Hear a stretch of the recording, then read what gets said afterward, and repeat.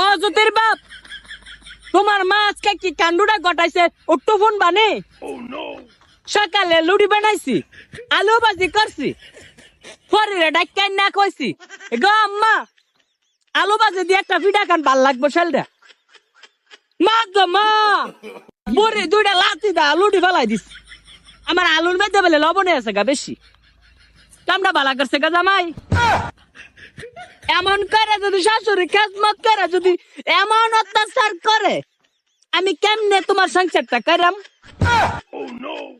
আমার বাচ্চা মানুষ এলে তো একটা ফুড়াও আমি আপ্যায়ন করি না। তোমার মারে আমি যেমনে ফাটির মতো খাওয়াই, তার জালের মতো খাওয়াই, কেমনে করলে গো জামাই এই কামটা? মারার একটু ফোন দিও, ফোন দেখ কয়ও দুতির মেল লাগে কামটা ভালা করছে নি।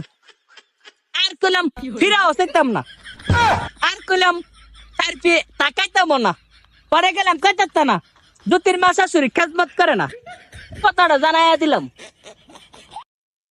বইনালাও এত আদর যত্ন কইরা শাশুড়ি কামটা করা বালাইছিল। আলু ভাজি করছি, তুই খাইয়া না যাবি গা বুড়ি মানুষ, 5 প্লেট কয়দিন বাঁচবি? না 5-6 দিন বাঁচবি। তাই আমি যাই দুনিয়াতে বিদায়। মা গো মা, মা গো মা, বুড়ি বেলে অসুস্থ, লড়তে পারে না, তারা লাথি মারছে বই না। বালা মানছে এমন নাতি দিতে না, পুরুষ মানছে এমন দিতে না, পাটির করে পারি।